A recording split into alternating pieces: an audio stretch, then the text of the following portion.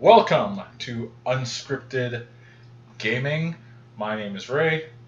My name is Mike. Unfortunately, due to extenuating circumstances, Josh cannot join us, but he might pop in when we least suspect it.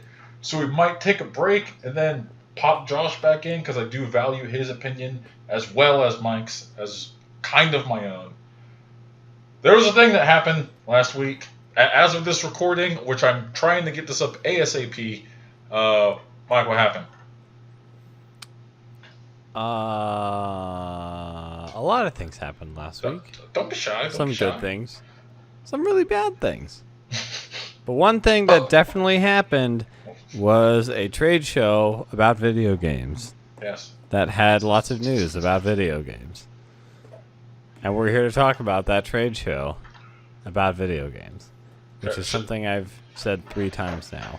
Because it's E3. E3 2018, yes. It was my first time there ever at an E3, and I dug it. There's some parts I didn't man dig. In the field, Ray. He's got the scoops. There are some parts I didn't dig at all, but we can get to that later. And we got a lot to cover. There was a lot of things that went down, like not even at the conference itself, just like at the press events. So let's talk about the press events. Let's start with the I don't want to down talk anyone specifically in the industry or any industry company, but and I've said this before, if I was ever to apply for an industry job, I don't know if it would be EA, just because I don't agree with a lot of their tactics and it would make it difficult for me to sleep at night.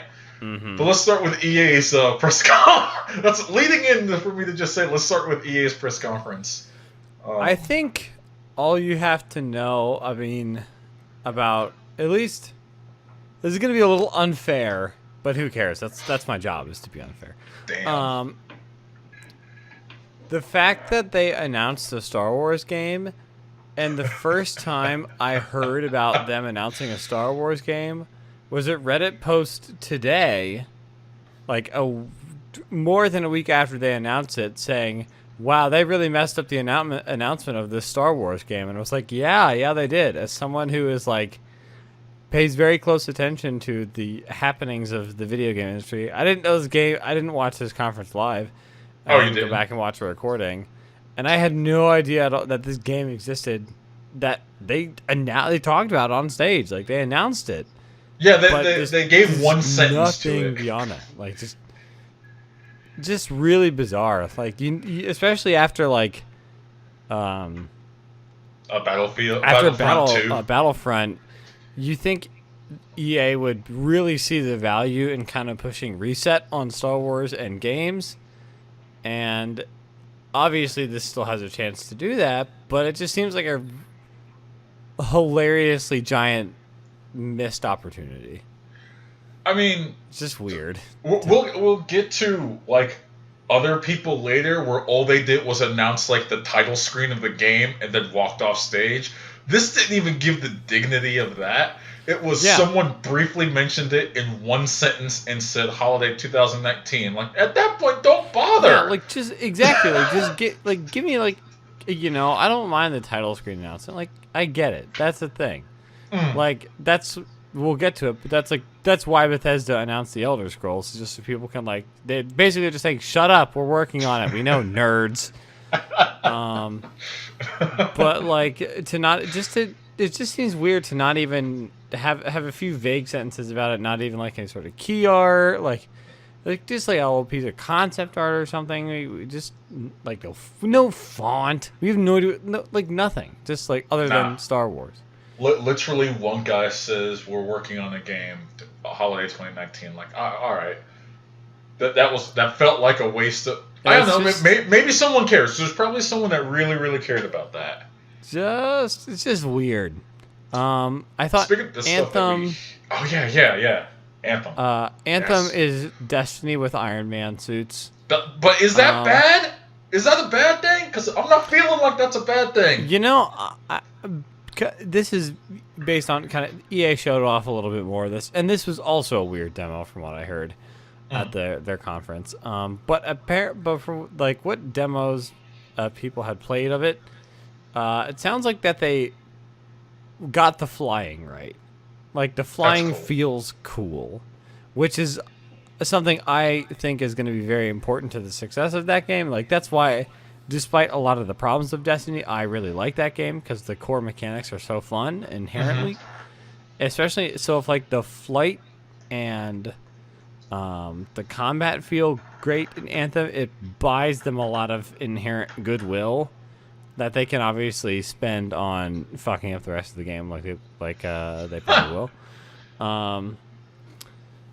So that was interesting to hear that they've really got especially because like coming from the Mass Effect team, like I've never really super duper loved like the combat in Mass Effect.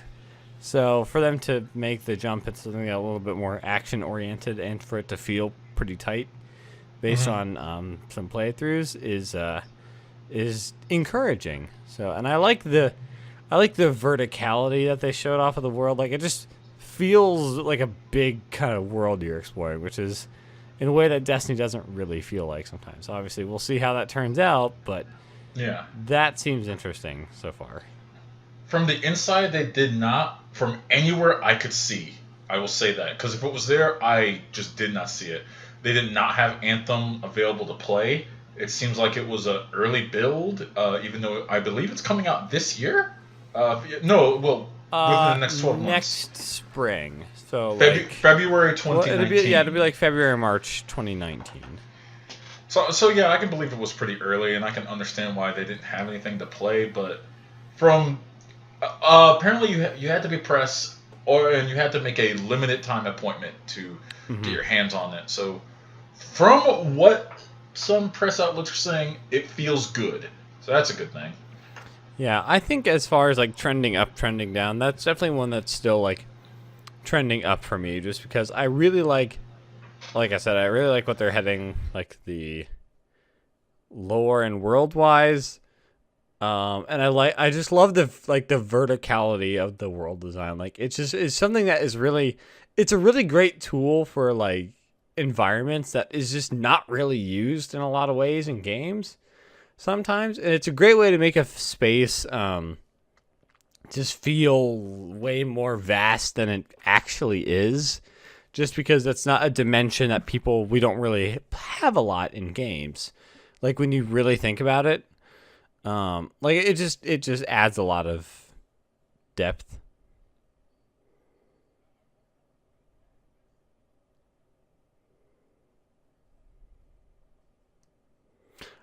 I'm curious. The lore seems interesting, but I'm really curious about the storytelling. That'll be an interesting element of that game. Well, we'll get there.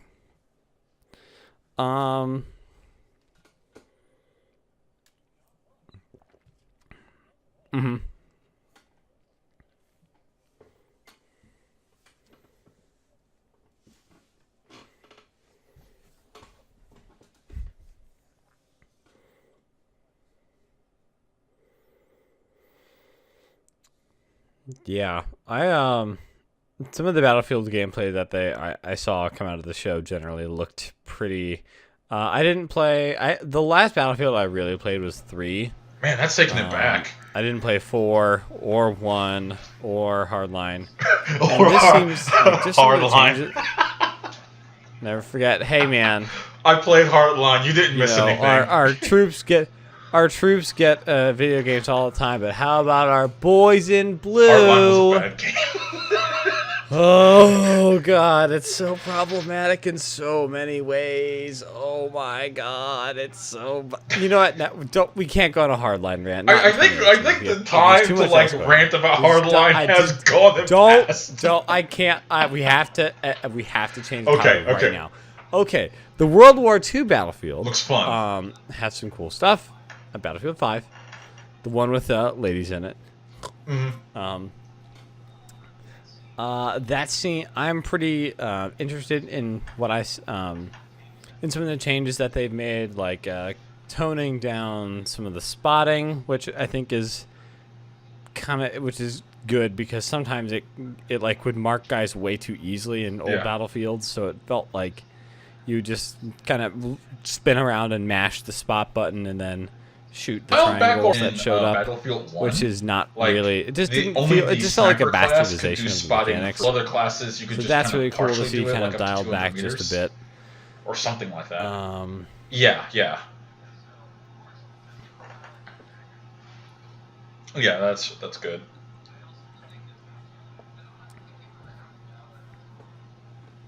Not many this year.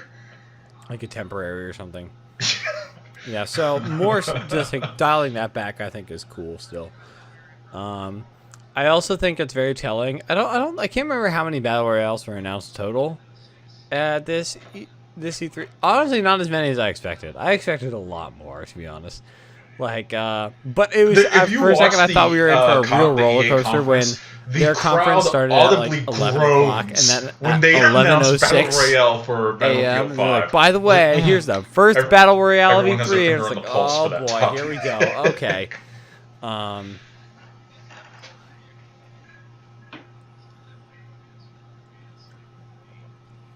I mean, I don't know what they did to Command and Conquer, but Classic. damn. If you're a fan of Command and Conquer and you were a fan of Westwood Studios, I'm sorry. That hurts. Big hits that hurt me. Like, I only played like Red Alert 2, but I don't even have anything against mobile games, but that you're not anymore. I'd be okay with that. Did you care about any of the sports games? I'm not a sports game fan. Maybe you are. All right. Release we're Peggle 3, you cowards. And move to the. I'll stop yelling. What many people are calling the best conference. Sorry, everybody. No, NBA Live is garbage. 2K or die.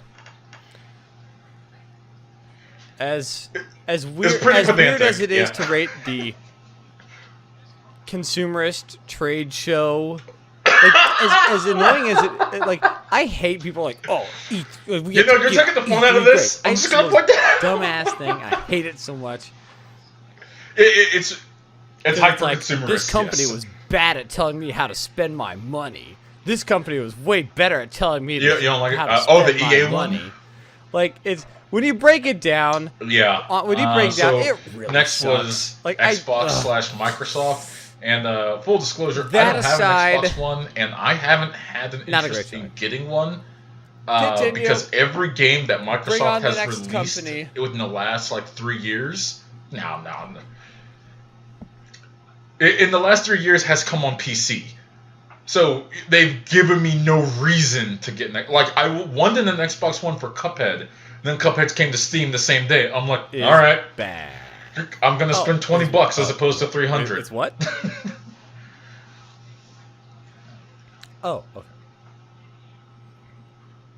So let's talk about that.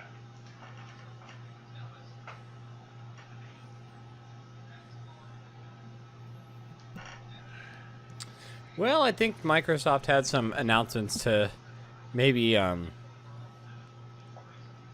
to facilitate that, because I mean, that's always the kind of thing is that like it's very clear that like this is another conference. I think overall Mike's consumerist trade grade for Xbox is I would say is like an A. I would give this one an A because they did what they needed to do. They just announced a crap ton of games. Is it? For the world's most powerful console.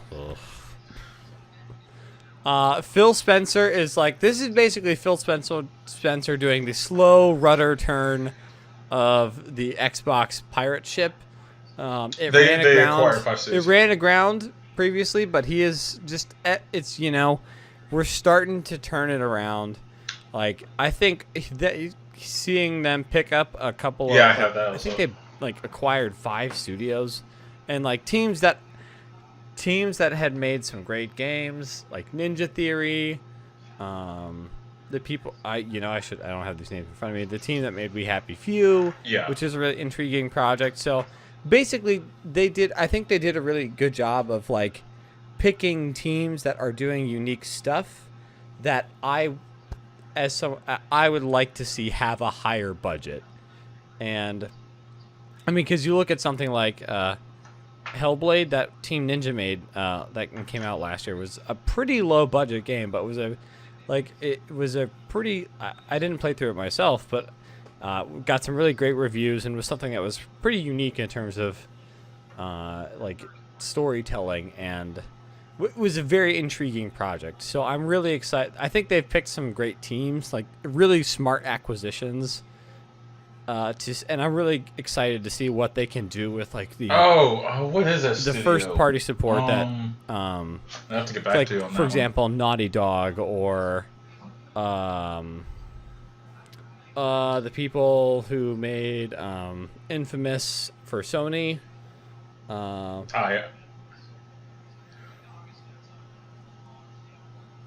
But basically, like Naughty Dog feels it like so. I'm really excited to see those teams get the kind of support that Naughty Dog gets at Sony. Microsoft announced they got right down to it. I think that it was Phil Spencer that walked into the obviously that's we have 50 long games tail to show kind you of right thing. now, and and see the fruits of that for a while, but it's a great move. Software titles coming out within the next 2 years.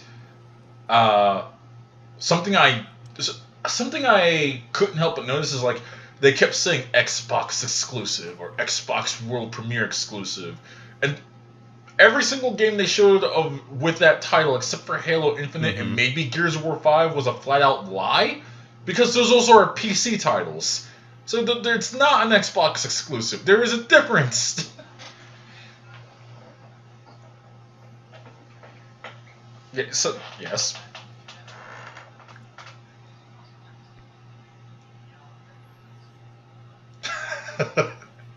What is with you today? And it's not just like the egalitarian hellscape. What? So that's the kind of because you also kind of see the egalitarian hellscape of the future of gaming within the Xbox presentation. You know, it's been that kind of week. It's just been that kind of week, okay? I'm really trying to not bring this up on the E3 file. It's fine. Anyways,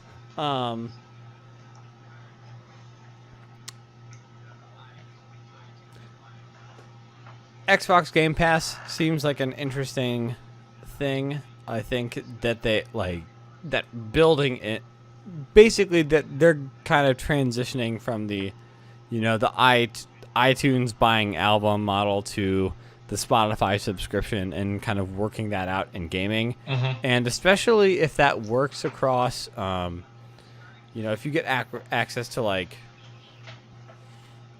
they're already pretty growing library of titles, especially if you get that on Xbox and PC, and you get cloud saves or stuff like that. They're starting to add up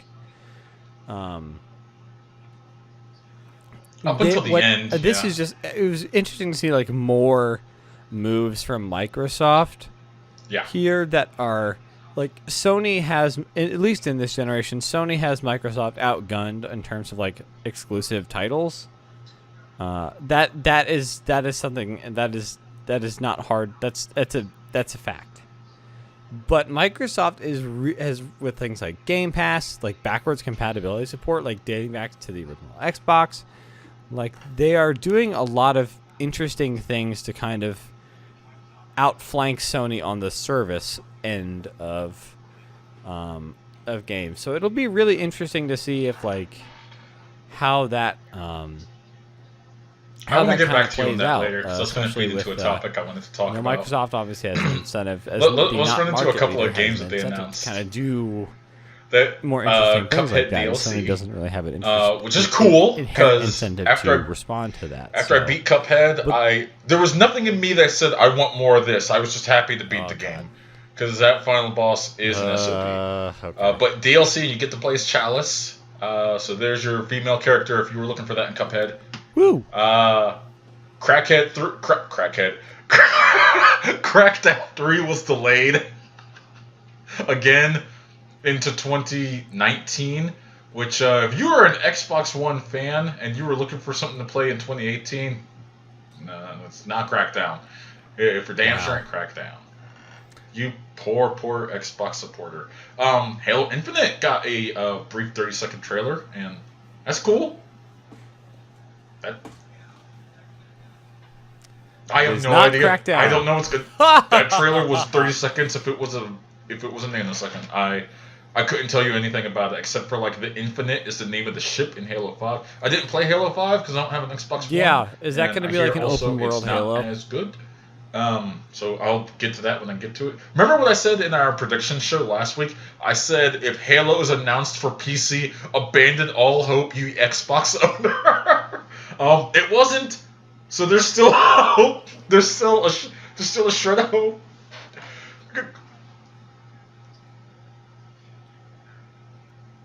If there, well, I'm gonna double check on that because if Halo's on PC, that's it.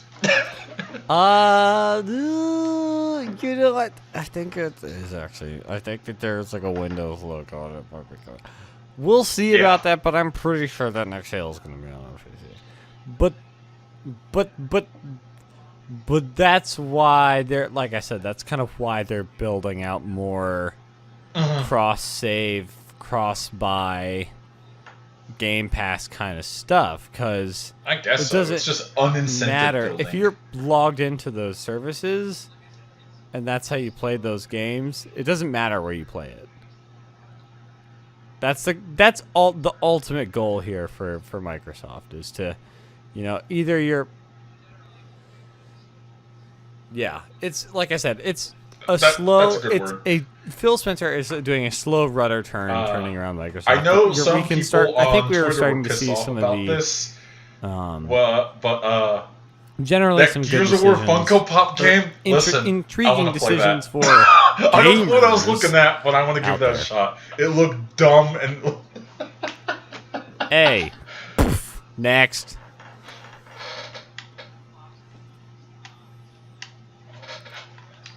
No, please don't. I will have no place to put it.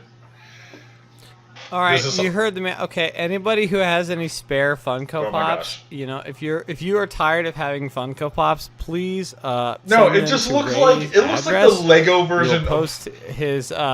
He will post his address in the show notes. You can send him every single one of your Funko Pops. It looked like the Lego version. He will lovingly reply to you cute. about how That's much he all I'm enjoys having them as part of his It looked collection. funny. So please, I would give that a shot. Please send him as many Funko Pops as possible. There's actually 3 Gears games announced. Gears of War 5. Really I haven't played Gears of War since Gears of War 1, so I'm people that like Gears of War. I hear the series, the first 3 games are great. Maybe one day I'll pick them up and play them. And then there was a Gears of War Tactics, which looks like XCOM, but Gears of War. And, yeah, cool. It's great. Gears 2 is pretty good. During their whole announcement, they also announced Cyberpunk 2077, which is... Yep, another CG trailer. Yep. Mm-hmm.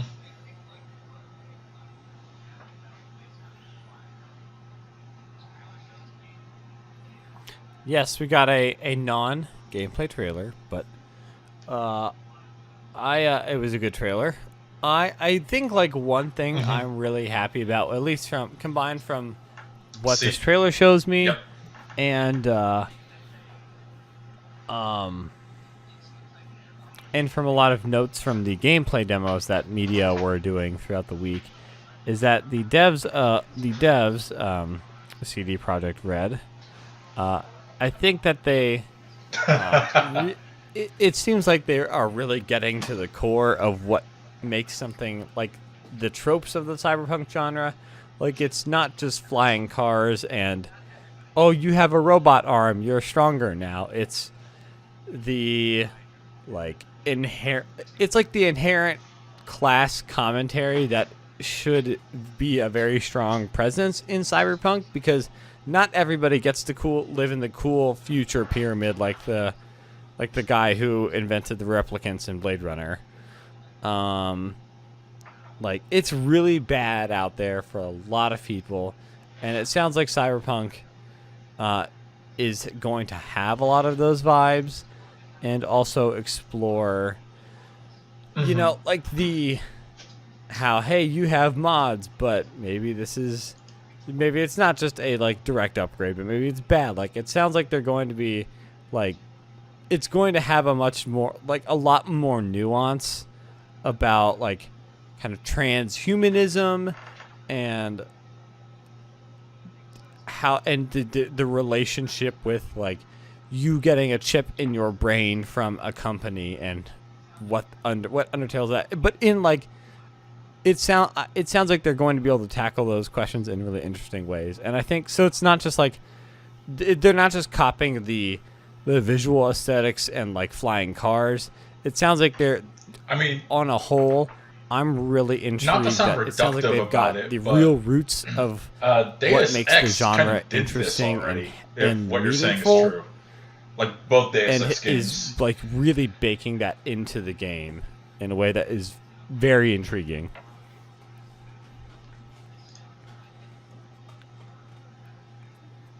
I'm okay with that. I like both Deus Ex games. So Yeah, this and that's is like and I think and Deus Ex is a great example. Deus Ex style game, and it sounds like made by from CD a lot of Projekt people that Red. this is Yes, going to be. I want to be all over This that. sounds like I will a gladly pick further that up. evolution of that. Mm-hmm.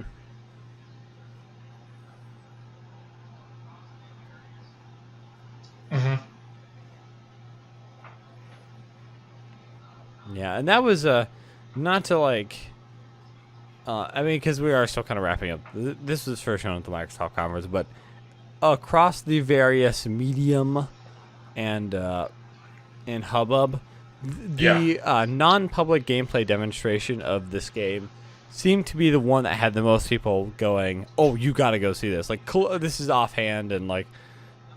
Just my based on what I had read and seen and heard, but this seemed people who are generally who are pretty reserved in their commentary were used the phrase "blown away" about what they saw demonstrated about from this game, and that's just something that is a lot of like journalists and writers I follow who were at this at E3 and saw this demo just don't say so. I am very intrigued about I'm intrigued as well. What this game has going on. It's going to be a long time before we really gameplay that I saw, or if there was gameplay, it was very little. It probably no, I take that back. There was gameplay for this game. Devil May Cry 5. I'm very intrigued. It's not DMC. It's not the Devil May Cry that came out a couple years ago. This is a sequel to 4, as the 5 indicates, and you start off as Nero just like you did in 4, and that's cool. I like the Devil May Cry games. This looks cool. Yes. Shocking that it was announced at a Xbox conference, because that's typically been on Sony systems. But whatever. Cool. Excellent. It'll probably be cross-platform. Me too. So more Devil May Cry is good. They did it. They said it first in this one. Shadows Die Twice. That's the From Software game. It's not Bloodborne 2. Yeah. Oh, did they also announce Sekiro? Sekiro looks cool. It looks interesting. Yes. It's not Bloodborne 2. Those cowards. They're weak and fearful of the shadows. But it's okay, because Sekiro Shadows Die Twice looks really cool. Because it has the... It had a grappling it's a From hook. Software game, multi-platform, published by Activision. Has a... I mean, it looks very much like Dark Souls combat, but with a little faster and more kind of verticality. Yeah.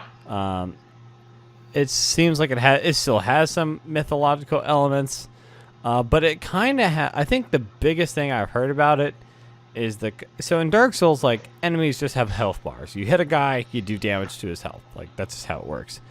But in Sekiro, the combat is going to be, like, if you hit somebody, they're going to, they'll likely parry it or block it, but you're kind of wearing down a stamina or strength bar. And if if as you kind of weaken this, you might have more. You're gonna get more opportunities and openings to go for like a killing blow. So like, if you like if you time and attacks perfectly, and someone like misses a counter, then you'll kill them in like one hit or and something like that. So it's gonna be really. So it sounds like it's kind of a departure from the Dark Souls games in that way. It looks a lot like Dark Souls just on. Just watching the trailer, but hearing that makes me really excited because it sounds like something that is mechanically you're gonna play the game very differently. Trying to get like perfect parries and knowing that you'll need to save some energy to. I think just like it kind of adds like a lot more of like a immediate risk that sometimes isn't in.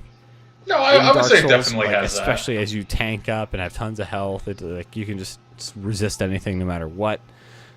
So I think I'm very intrigued by it has like a, kind of a mythological Japanese samurai setting. So it is something that, and it's also just as another note, I play a lot of very gothic software feel games, to it. and those games have a haunting beauty to them. Like Yharnam is not a very pretty looking place, but it has a very dark and kind of gothic beauty and to the design, but that's like spooky and uncomfortable. This game just legitimately was just like, wow, this is really pretty. Like, this is a really pretty design. Like, it's like legitimately beautiful, which is just kind of not that I don't. I really like the Dark Souls and Bloodborne aesthetic. I think it's super cool. But I really like. I kind of don't want Bloodborne. It sounds like that they're kind of heading in a different direction on that front as well, which is really interesting to see. Just Bloodborne to be as it is and just exist. Now, you may say what you will to that. Oh. Yeah.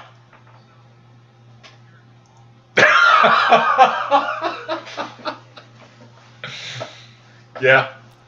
What? You said you were going to say something? He might have blocked it out. I think my headphones. Do you care about the either division? said something just so incoherently awful that my Discord messed up and I couldn't hear it, or I don't want to play the I think it's something bad. I don't like playing bull spongy games that are semi-realistic. Next conference. Next conference. That's exactly what it is. There's no other. No, that's what it is. I think Tom Clancy's Destiny is essentially what this game is. No. There was a ton in a very of reductive and Microsoft shitty games. sense. But all I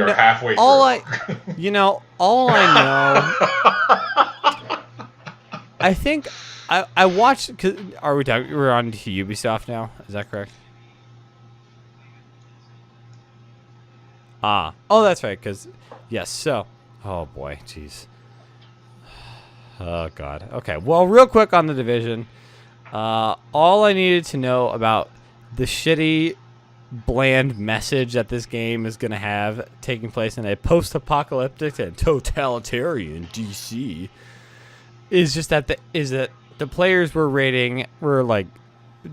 shootout outside of Air Force One, and then there was some video game We need to do an entirely separate podcast about shitty video game graffiti because apparently people think it's the only way to do storytelling, and it just is so. It was like there was Air Force. While it we're was on like that written. topic, there was Air Force One Ubisoft, was like written inside the plane, Jim but it says Sterling, like crossed out and it was like Air Force he calls gone. it the mic trick, and it's where Ubisoft does the fake player voice casting. I'm just gonna put that. I'm just gonna. That's all I have to say about that games. It just. I hate those because no one, when you're playing a game with your boys or your girls, talk like that. Like, when I'm playing PUBG and I see the double-barrel shotgun, I don't say, hey man, I'm going to walk over there and get the double-barrel shotgun. I say, give me a minute, I need to go pick up Betsy. Because everyone knows what I say when I say Betsy. I don't call it by its name. I don't call it like the mini machine gun or mini Uzi. I don't call it the mini Uzi. I call it the Mac 10 because I'm weird. Because I said we're gonna do a drive-by. I got my Mac 10 out the window. Because people have fun when they do voice chat in games.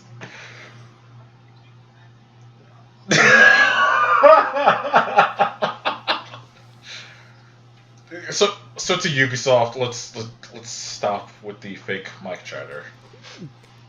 No, we're so going cringy. to Pachinki, not DE Dust. It's so cringy.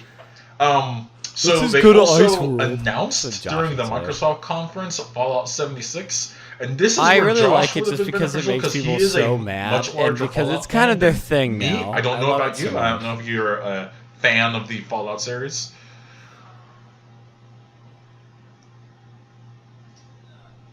I'm gonna take that as a hard no. A hard no. I mean, so I didn't want to play 4. For people that love Fallout, I'm sure this game sounds great to you. Not really. I probably won't get it because nothing about it sounds appealing to me at all. Man, I don't but actively that's just because hate it's them. not for me. So, moving on. I just, Metro passively hate Exodus. them. The game looks cool. I'm not going to play it, but that game looks cool. I'm just not a fan of the Metro series. But, yeah. It's really cool that showed the video of the guy throwing down his backpack and doing in-game weapon modifications. I thought that was cool looking. That was kind of really interesting, but Yep. I'm sorry, not a Metro fan. Just what I Sea said. of Thieves is still Just a what game. I was thinking. Great job. Yeah. Damn. I mean, yeah, they're updating it by adding story to the game. So, Ori and the Will of the Wisps. I need. Did you have the first Are one? you sure Don't about you? I that? think you do. Yeah, probably. Well, we'll see. I'm gonna have to borrow that off your Steam account because I do love me a Metroidvania game, and that game looks great. They also announced that first Nier one, but Automata is getting a port to the Xbox One. Let's talk about that for a second. Isn't that like a year too late?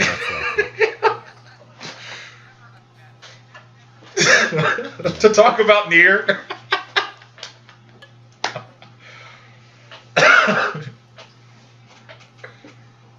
Did you know Nier had DLC? What? I did Why, not yes, know I would. this. There is never a bad There's never a bad Nier time to talk Automata about the port greatest for game of Xbox One is coming with 2017, all the DLC, and or that was play my the first greatest thought. game There's of 2017. DLC? Where? What's it Mayhaps do? one of the greatest What games. is it?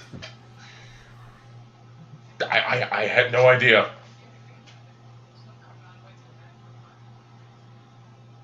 Oh, you can always add more content than me. Add a whole side story about the twins, Devil and Popola. A whole side story about them.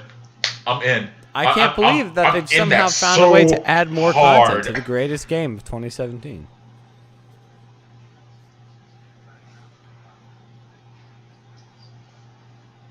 I'm just gonna buy you the soundtrack CD of Pascal's Village. I would, honestly, I would just be happy if, like, there was no Yoko the Taro DLC I saw is at just E3, you running around the robot which is a village shame and music because just plays he always wears that on moon loop mask. forever. And Oh, it's so good. come back to us, Yoko Taro. The world doesn't deserve you, but we'd love to see you. Okay. But yeah, they showed actual good gameplay of We Happy Few.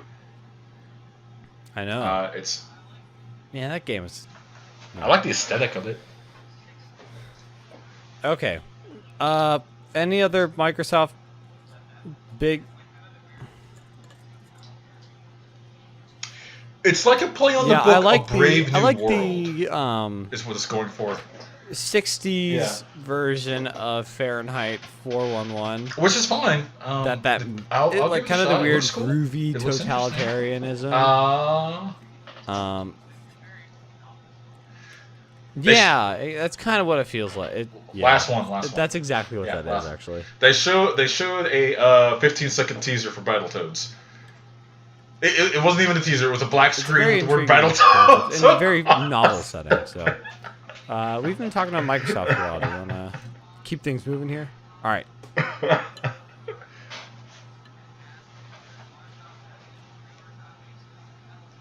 Of the original Battletoads. No, call GameStop.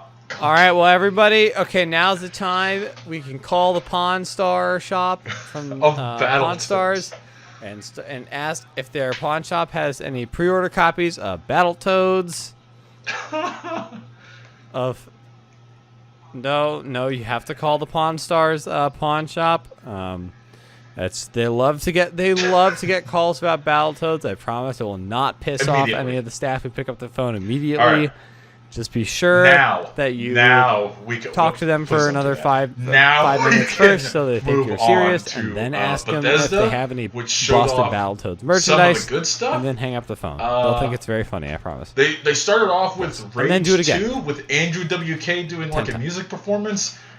And at the time, for me and probably for everyone in the room, it was kind of cringy. But going back to rewatch it, I'm actually kind of mad more people weren't hyped because Andrew WK was like really into it, and the Rage game was really kind of great. It looked great looking.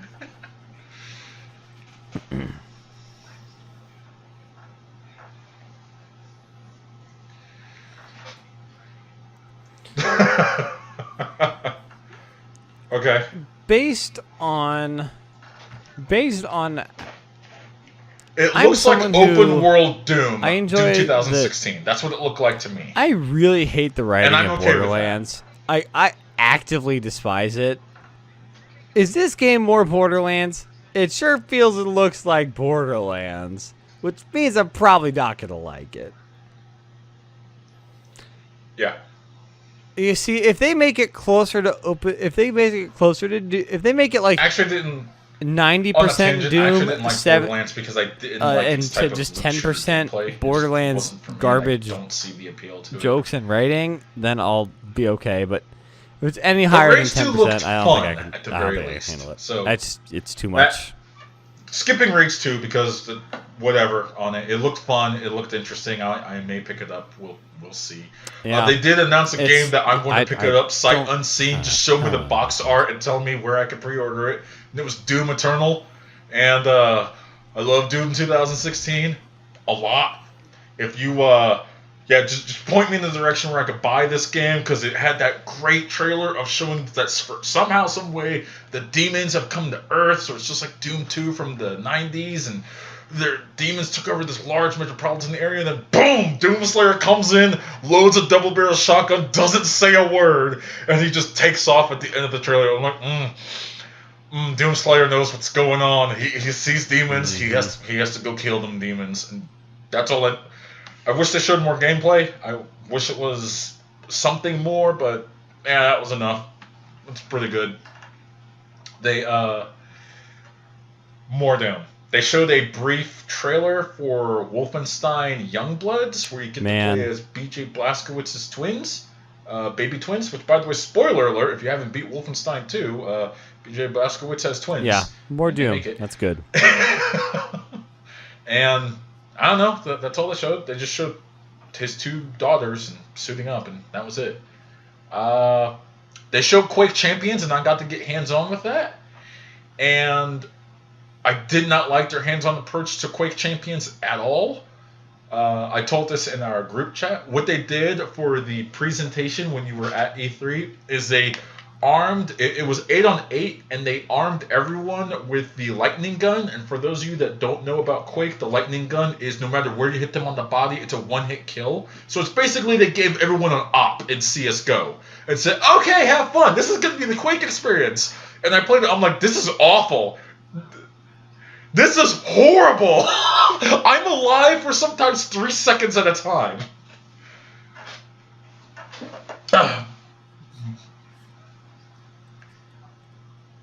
Elder Scrolls. I was like, wow, this is a bad experience. Great. Yeah. Okay, I know he does. They showed off. They showed off some Elder Scrolls stuff. Well, they showed off some more Fallout 76 stuff, but we'd already kind of talked about that. And that's more. Josh probably has a rant in the can about Fallout 76. He's probably like, yeah, it's online now. Oh my god, it's a wank. Yeah. I'm gonna be mad at people nuke my stuff. Well, this is the part where I also go on the rant about. A Fallout multiplayer game is something most Fallout fans have been asking you guys for. can nuke stuff. And I don't know if this will exactly hit the nail on the head of what everyone's been asking for, but my friends that are Fallout fans don't seem dissatisfied by what was announced and shown. And they had like this really large gameplay demo you couldn't actually play, but they had this really large gameplay thing where it was you getting out of the vault for the first time at E3, and that was kind of cool. People were waiting 2 hours in line to experience that, not even playing the game. So there's a lot of Fallout fans out there that probably will love this game, and I'm glad for them. There was Elder Scrolls Blades, which is a mobile game where you get to play as one of the Blades from Elder Scrolls. I don't care. I do not care. I'm sure they will. Yeah. Woo. Fun. Yeah. I guess just like to wrap up, because they had talked a little bit more about RPG. like pre-order bonuses and stuff like that. And then they announced some next-gen games, one of them being a RPG called Starfield. Well, I assume it's an RPG. And Elder Scrolls 6. So not so much like that I'm interested in like, oh, what are those games going to be about? But more, though, it's like kind of the first mention of the... I mean, Microsoft at the end of their conference announced big publisher. whatever their next Xbox is out. Like, they announced that dev kits have already been released. I wouldn't be surprised studios, if Cyberpunk is also kind of in that next-gen field as well. Yeah.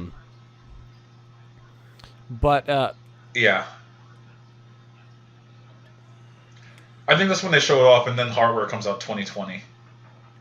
Yeah, I wonder if they will unveil that. I wouldn't be surprised if we see some like hardware stuff coming out next year, or if that's when they show that off. Because it kind of,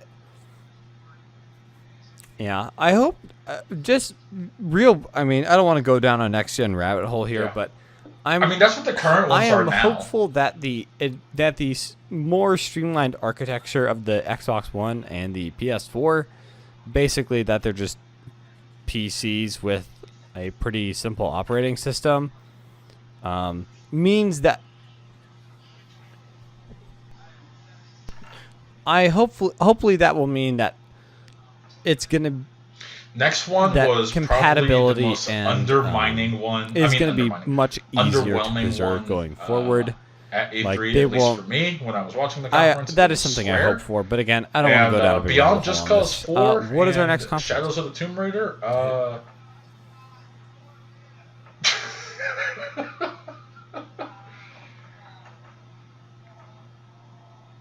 What does Norded mean? What is Norded? Josh got I don't know what that means. Josh got there was. I mean, the only thing I was waiting for from Square was obviously more. Did you get Norded? News, and they gave that. 2019, we're all getting. They gave a release date, and They gave no Final Fantasy VII Remake news, except for an article that came out a couple months ago that said they are having serious development issues with Final Fantasy VII Remake.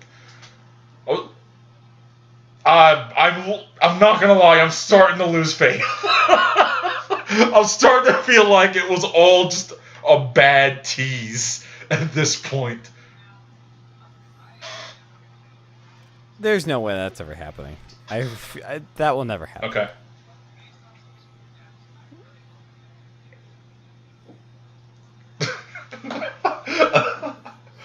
You know, I never played Final Fantasy VII in its entirety, and I have zero desire to ever do so. But based on some screen caps, I really hope that it is just a literal one-to-one from the transition gameplay of trailers that they game, showed and they do not 2 years change ago. a They single are shred keeping of the fact dialogue that you start the that is first 25 years old and translated 2 hours of the not- game off as an actual and definitely nothing can be eco-terrorist translated and has a way I'm okay bad with that context because, today than I don't know, that's then. kind of an interesting I would topic. love to see them It's do okay to ask interesting questions, but yeah, it's been since 2015 since we got like anything on that game, and I'm starting to lose faith. I'm starting to lose serious faith. I don't know what that means. If you don't tell me, I'm just gonna keep saying no. How dare you? How Did the Final dare Fantasy you? VII remake get Norded? at the Kingdom Hearts trailer stuff. It looked cute. Only real Kingdom Hearts fans will know this. So moving beyond Square, because there was nothing to it. Ubisoft showed off Assassin's Creed Odyssey, and that didn't look like an Assassin's Creed game at all. We're done and here. I am we have nothing 1,000% okay with that. It might be the first Assassin's Creed game I buy in the last half decade since I stopped playing. Maybe longer. It's taking place in Greece. Your lead character, very progressive, is a lesbian woman, and they don't bury the lead on that one at all. You play as a Spartan.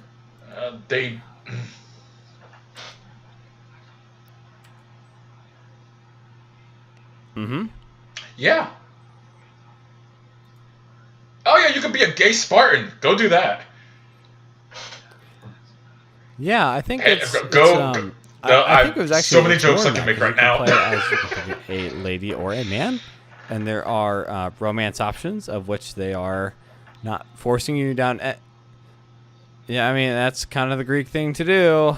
Wait, what was not? I saw some very sidebar. I saw some very hilarious commentaries. Like, are you serious? Are you? It's just like, do you? Should we tell him? Does he know? Anyone that says that's an idiot and is worth ignoring. So. Oh, that like there weren't gay people in Greece. It's like, no, dude, like, not my guy. You better sit down because you're gonna stand right up when you hear this. Like, we live in the age of information. Before you open your mouth about history, just Google what you're about to say real quick. That because some of people, some of them were very old, and some of these people, other people were Assassin's Creed Odyssey not as old. Beyond Good and Evil 2 got a new trailer. The trailer looked cool. They showed. Okay, I have a friend that works at Beyond Good and Evil. We live in a society. And I'm sorry, not Beyond Good and Evil. I have a friend that works at Ubisoft, and I got to speak with him at E3. And even he was shocked that their trailer showed, their conference showed any gameplay footage of Beyond Good and Evil 2. Because that is way. It's there, but it's way in alpha stages. Like, that game is nowhere near the word done. No. We're talking like, that probably will be on next-gen hardware. That game is so far out. Yeah. You think that's 2020?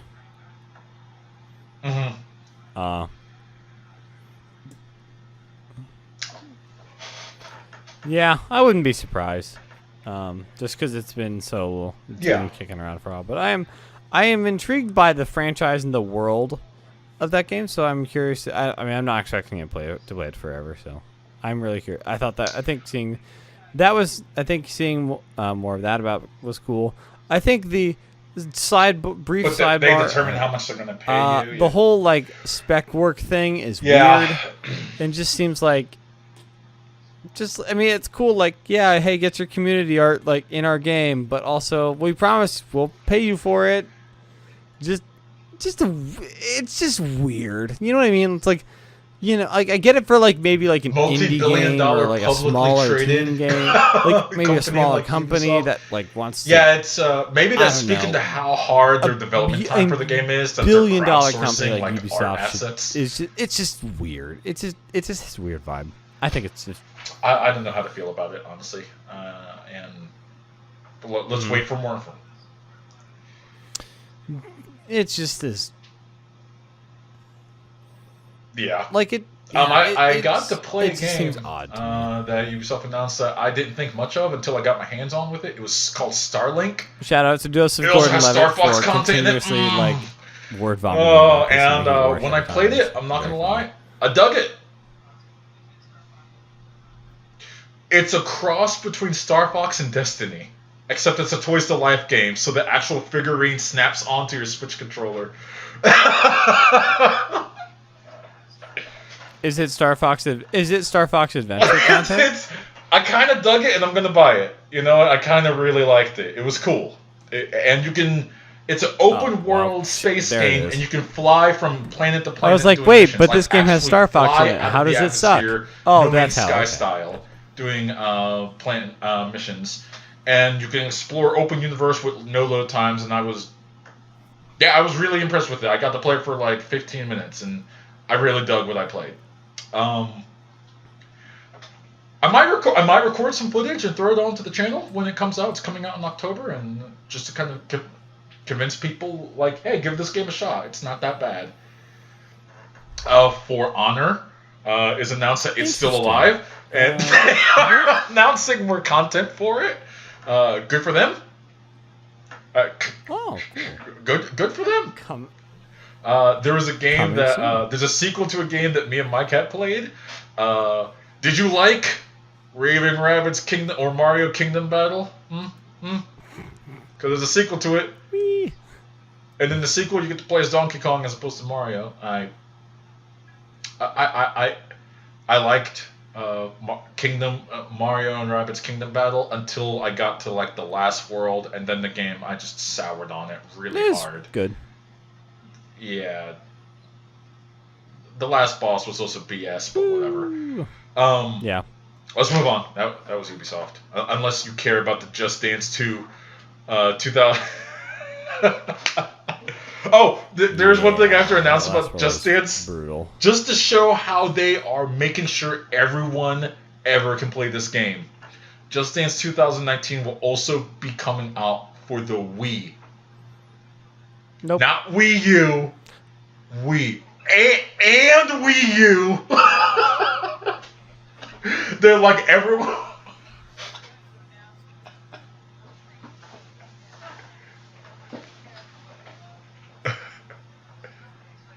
Yo, what are you? Ouya. That's amazing. We are excited to announce that we are bringing the Just Dance franchise that everybody loves to so many exciting new platforms. The Game Boy printer. We have Game & Watch Engage, Just Dance. The PSP original. That weird Tiger Electronics thing that was a weird football game, but broke after 3 car trips. Bringing it to books on tape. And I was like, everyone stop! You have to check it out from the library. And it was cheesy. Just Dance. And you know what? It's a franchise that makes them a lot of money. Good on them. Coming to Kindle. There's probably a lot of people that like it. Let's move to Sony. Let's move to a console that we own. Last of Us 2.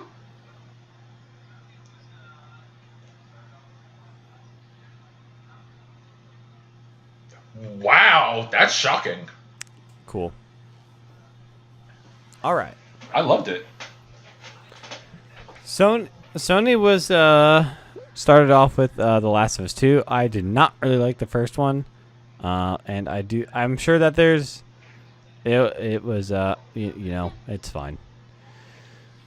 I think that people if you're gonna ask me whether I thought it was predictable. I think sometimes people are easily impressed by storytelling in video games. I cannot actively say that there was a lot of the story that I didn't like. Except for the ending. Bad, but it's just I thought the ending was birthed sour. Just because it's in a game and you haven't seen it in a game. And I was actually, when it was first announced, I was disappointed that there was a Last of Us sequel. Because I thought the first game ended at a point to where it didn't ever need to be a sequel.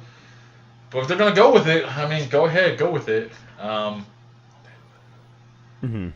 like the... Oh, you're a horrible... No, I'm kidding. I'm kidding.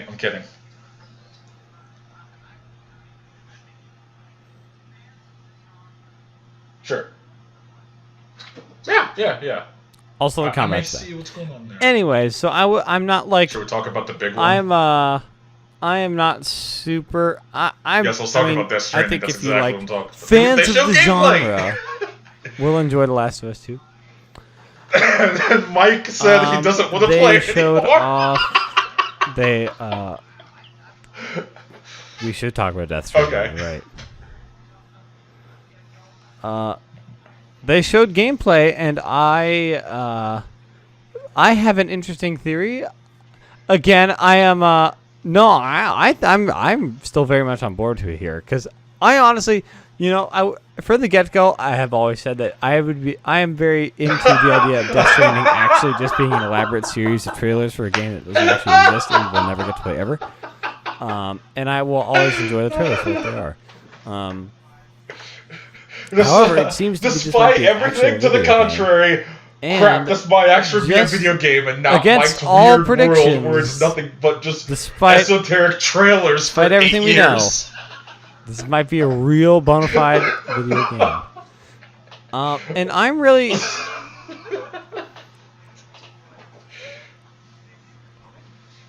Oh no. No, just keep them coming. Just never. It's like, no, we had to delay it again. Here's 5 more trailers. Here we go. No. Let's just do it. But they didn't. I think they were. I'm really. I don't know if I'm reading too much into these trailers, but they didn't really show a lot of combat. And from interviews of with Kojima this week and some other thoughts that have been floating around the game, it really seems like that this is going to be a game that does not really emphasize on combat, which I think for a AAA third-person, presumably action game, like one of the ones before, is really cool. Because a lot of time, we saw a gun in the trailer, but it was never fired. There's no, like a train. It was like a multi-tool kind of looking thing that transformed into a weapon. I think I know what trailer you're talking about. It's like the and I think it's really cool because they weren't combat soldiers. You think about a lot of games, but that guy was trying so to much use of our the gun to interaction kill himself in AAA games rather than that monster take him. Gun or and I think that's sword like really telling how dark this game is going to be. Yes.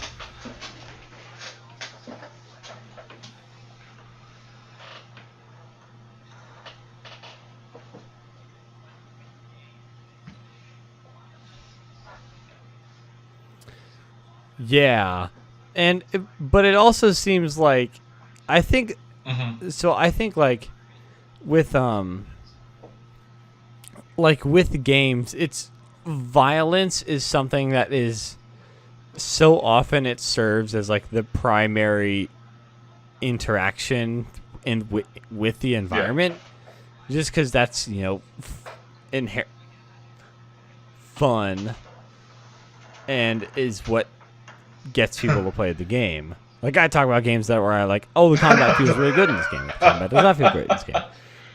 So I think for this again, I think this might be me reading too much into the trailer and projecting my hopes onto this game, which is unwise. So don't follow me down this path. I am really curious to see Kojima, who's been known for like action stealth games, doing something that feels fresh as far as for games that have Death Stranding's budget. Like, I think that is a room that is very wide open to be explored in terms of like interaction and like what your goal is. Like, maybe your goal isn't to kill, maybe it's to if anything, I think also the nature of the enemy based of the enemy in the trailer is very much something that is, and it is very clearly implies that you cannot over them attacking you. This is not something you can punch or to stop. Yeah. They brought up the concept of time in the trailer again. Something about time falls. And that sounds sci-fi as hell. Yeah, and it's like... what is a time fall? And I want to know all about that. It's like trying to shoot time, like the concept, to make it stop. Yeah, so... Yeah, like, that's so rad! So, So some people were, like, kind of cool on that trailer, which compared to the more thematic and like crazy ones, like the last ones, which have all been stellar, I understand. But like I said, I think this game, I really hope that it isn't afraid to step away from the... I guess I'd call it a trope. I can't wait to actually get my hands on it. The emphasis on combat but I don't, games. I might see actually if it really it's does been something so much teaser material. So I was very intrigued by what I actually might wait for like a lot of professional and user-based reviews to come out before I spend money on it, because I still don't know what that thing is. Like, I don't know what I'm getting into.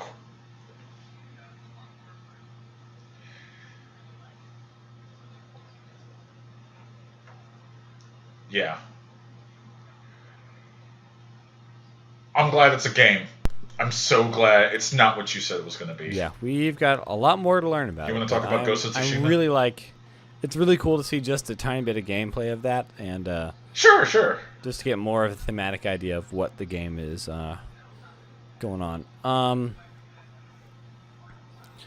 Yeah. Yeah. We'll see. Real quick, I just want to talk about Spider-Man. Just is it made by Rocksteady? I don't think there's too much, honestly, here to say. Okay. That I mean, I don't not that it's bad, but it looks like Spider-Man, but Arkham Asylum, but Spider-Man. So it has some kind of Batman Arkham games. Not combat, a problem. Resident Evil 2 is getting a remake, cool. And that look. If you're a Resident Evil fan, you probably were just super impressed. My Resident Evil gameplay starts and ends at 4. I should have known. They made other Spider-Man games. That's so obvious. Yeah, the Spider-Man game looks cool. The line to play at E3 just kept growing, so I didn't get hands-on with that. But yeah, it looks cool. There was a game that was... Oh, yeah, Ghost of Tsushima. Samurai game. Tsushima.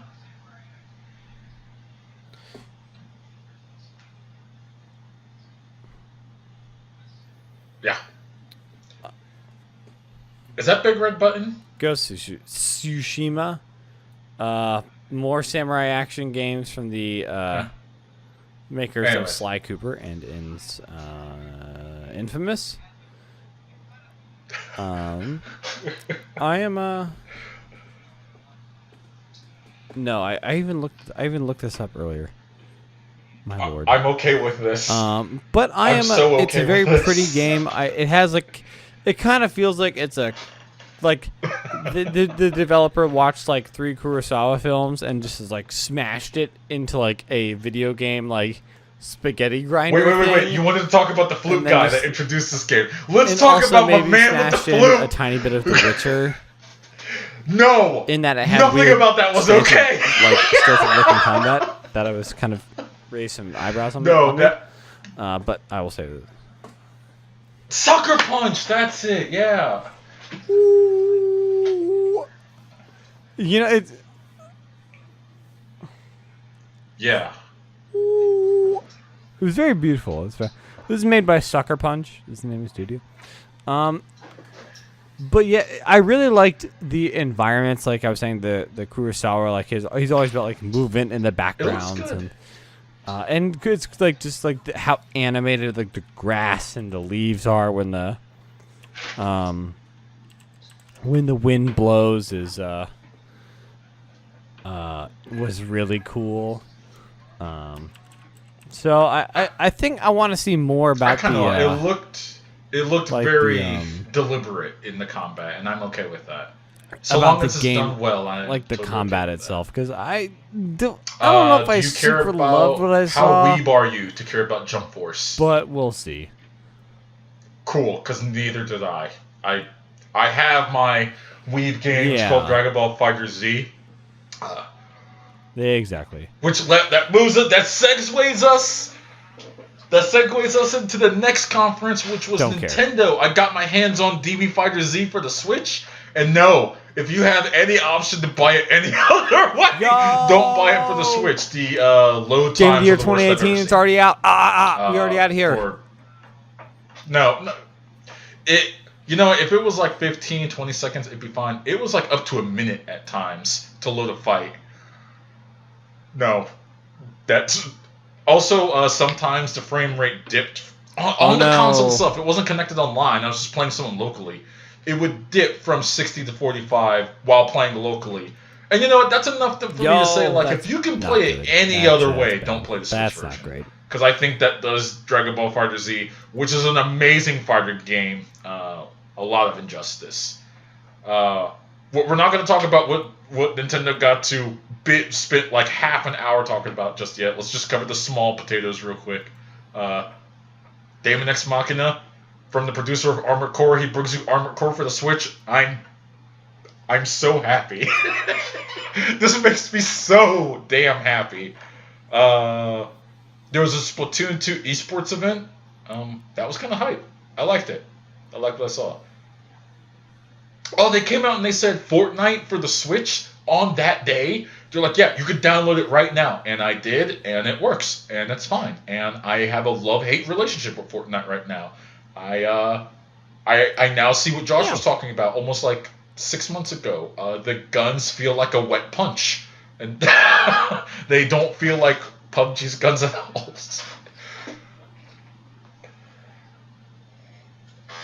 The shooting in that game is awful.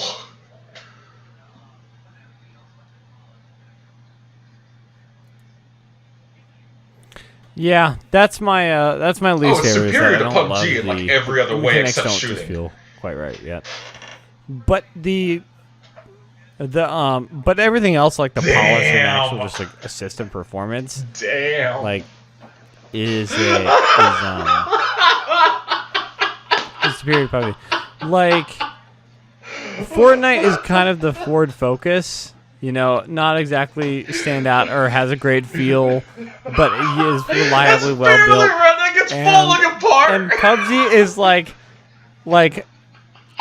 Grandpa Simpson's like rocket jeep buggy thing. It's like, no, get it, it'll be fine. It'll be fine, I promise. Come on in. It'll be great. You're gonna love it. Come on. That's a very apt description. No, that has three. That wheel's falling off. I'm really that wheel, confused. it's about to fall. There's one lug connecting it to the I'm car. really confused. I'm not getting it. No, Come on. Because having 180 hours in PUBG and having now 30 or something, I played a lot of Fortnite. It's in a the past days. It's a jalopy that can move very quick. Completely different games. There's a lot of similar elements, but I wanted to go back to PUBG after a couple battles in Fortnite because I hate how bunny hopping is such an effective tactic in Fortnite. Oh, it makes my skin crawl. Anyways, Octopath Traveler got a release date and they showed more gameplay. I love old school Final Fantasy games, so I'm looking forward to that. A game series that me and Mike both love, Fire Emblem Three Houses. Yes, they showed gameplay of that, and that looked rad. That looked cool. You beat that one Fire Emblem game that just came out. It's the one with the samurais. Birthright. Yeah. Birthright Conquest. It was good, but I think I liked it. I think I liked Revelations. Awakening more. I would replay Awakening any day over Birthright. Awakening is really fun. Actually started to like. Yes, Awakening's great. They showed off Super Mario Party. Can we just talk about Smash Bros. Already? I'm glad for the people that. Come on, that's what the people want. That's what we're here for. No, two more games. Two more games. Go ahead. Yeah. Overcooked Oh, that's actually 2. good news. Okay, I like that game a lot. Sarah and I love that game. It's a great co-op game. Yeah, I figured as much. They showed off probably my new favorite party game, Killer Queen Black. That game is great. That game is amazing. Mario Tennis Aces, you can play as the Chain Chomp. That's all I need to say. I played the Chain Chomp. It was excellent. And then they showed Monster Hunter Generations. Don't care. Monster Hunter World is better in every way. Pokemon Go. Pokemon Go Eevee. Pokemon Go Pikachu. I don't care. All right, let's move on to what we really care for. Mike, Smash. Okay. Nintendo spent half an hour talking about the patch notes for Smash. Some people were really pissed about this is so disappointing. But I was just like, I really like Smash, but I was like, oh boy, this is a lot of very granular Smash talk. This might be too much for me. It was. But yeah, I loved it. But I admit I'm a huge fan. Yeah, so they got really granular about what kind of stuff to expect in the new Smash Bros. Like mechanics changes. We don't have to go into that here because air dodging. Yeah, they're tweaking air dodging. I think the big thing you have to. That's a funny one. Well, the big thing you have to look at here is that because the thing is always okay, well, who's the roster going to be in the Smash Bros? And it's kind of a. It was kind of hilarious because they're just every character that has ever been in a Smash Brothers game ever will be in this game. Every single That had Every me single so one. hyped. It's like, oh my god. Snake is back! Oh, Snake is back! And he's voiced by Wolf, David Hayter! Wolf, the only good character from Star Fox. Wolf is back! Ice climbers are back! They brought back let's talk about ice that big climbers. Like, they brought back, like, real... Ganondorf! They gave Ganondorf his melee speed. Like, they did, like, the game is going to start with 65 characters. It won't start with that many. During his little thing, Sakurai said it'll be easier to unlock them. So I'm curious. I think that just means like you'll play through like a campaign or like the single player mode to unlock them pretty easily. But that is just. No, he trolls you hard. You play one battle and all characters unlock. But that is, I mean, even if it's not a huge like systematic. Oh my god, like a big change from. Systematic. Smash Bros. For Wii U. It definitely looks like a lot. Some of the art has been just touched up and enhanced, and the gameplay changes seem pretty drastic as well. Lots of other quality of life changes. Also, they're literally like Ganondorf got buffed to hell and gone. Ganondorf is so powerful. All of his smash attacks use his sword, so they have a reach. Yes. Oh my gosh, Ganondorf was tight. And Link's a different character. I don't care what anyone says. And anyone says like this is a port, like no, go play Link. That's a whole different character. I don't know what you're talking about. Then they showed Ridley. Yeah, the fact, and then the meme lords themselves actually did it and put Ridley in, which is the dumbest thing possible. I got to play against someone at E3, and he picked Ridley. And Ridley has an attack where if it hits you with the sweet spot, bam, 60 damage. And it leaves you stunned. So all he does is just smash you and knock you off the stage. That seems like it needs to go back into the shop to get fixed. But I'm excited for Smash. And they gave a release date to it. They said December, like, 8th? Yeah. 18th? Something like that this year. Alright, I think that was all of the show announcements for E3s. Because pretty much after Nintendo, the doors opened and everyone was allowed in. Alright, so is there anything that we didn't just talk about that you saw that you were just like, this is really exciting for me? I think we hit most of my big ones. Just real quick, I am pretty excited about some of the Destiny stuff coming out later this year, the expansion. And I've heard some. Oh yeah, I think a lot of people had some really positive notes about the new multiplayer, like PvE race kind of thing that they introduced, where it's like Gambit, yeah. Gambit, it's that's like what it's called. a horde mode, like you're just. I sent you that code. Did you use that? But thank you. But okay. it is so it's like you're just fighting like waves of bad guys, but you're racing in another team that is also fighting waves of bad guys. I played it. You can also there's a portal that's semi-present at all times that you could jump in, and you could go PvP against the other team just to mess their stuff up. That mode was kind of like cool. a really kind of fun combining fun. of like the PvP and PvE of Destiny in a way that like I am not a super big Destiny multiplayer person, but I feel like I could see myself playing a lot of this mode. Like I think this could be really fun. I would play Gambit, yeah. It was interesting. Oh, we forgot to talk about this game. I got to play it and I was actually impressed. And this is gonna sound weird, but I played Call of Duty Black Ops 4, and I liked it. Like, I played Call of Duty Black Ops 4 Hardpoint, the multiplayer mode, and it was really cool because it was way more tactical. You actually had a button to heal yourself. The shooting, the time to kill wasn't, like, immediate. It wasn't just, I see it, you're dead. There actually was a little bit of, like, longer time to kill, and there's a limited number of respawns for everyone on the field. So it felt good. It felt fun. Like, the group I was with, we all agree, like, this is actually kind of a fun Call of Duty. I'm curious to see what that ends up like. I didn't touch the Battle Royale mode, didn't have that there. I got to try some of Sony's VR stuff. Oh, cool.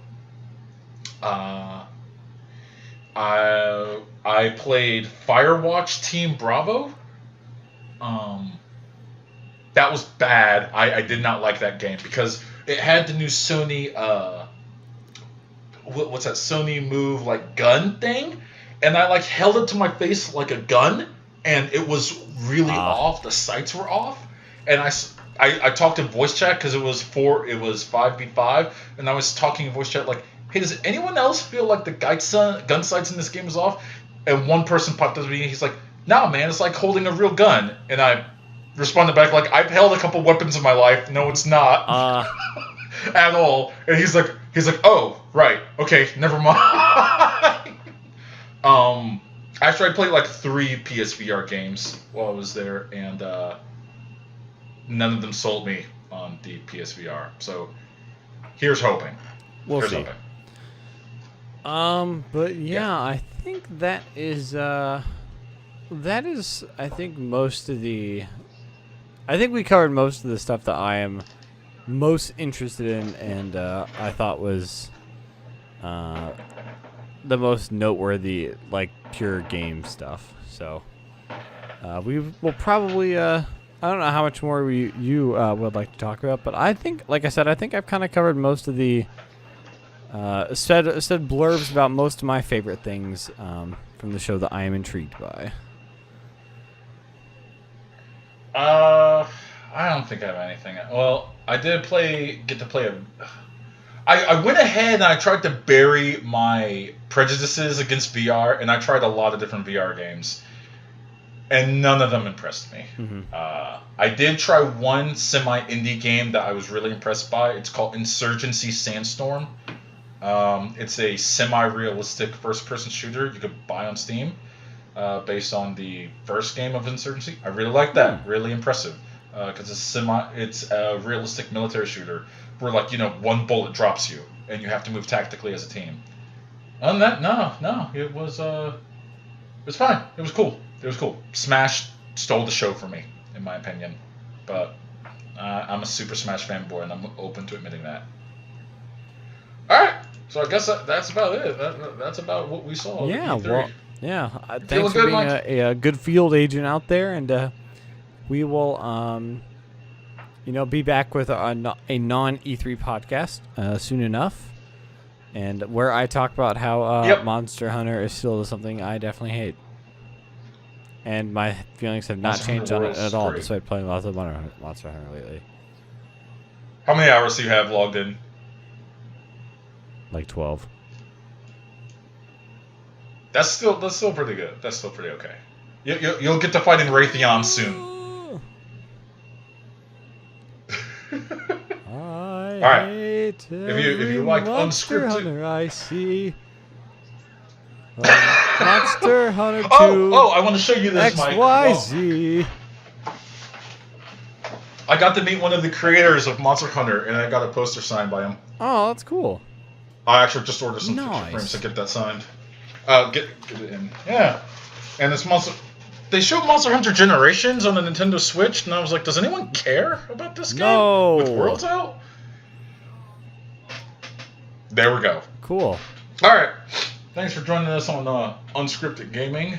If you like us, please go ahead and hit the like button. Please subscribe. Please give us your comments. Tell us what you found interesting about E3 or games, or what you hated. I'm open to opinion. And please follow our Facebook, if you so please, or our Twitter. Lately, I've been spamming memes in it. I should spam non-memes on there. But I'll probably get us in trouble because everything I do, Mike, don't do this, Mike, don't do that. It's fine. That's okay. No, it's okay. What? Just wait until I am the captain, and then I will. Welcome to the Star Fox Sucks podcast, where we debate the one good Star Fox game. Oh my gosh! They're all tied for last place because they're all bad. The end. Oh wow! We're gonna have to stop here. We're ending it here. All right. Thank you for joining us. My name is Ray. My name is Mike, and we'll see you next time. Goodbye forever.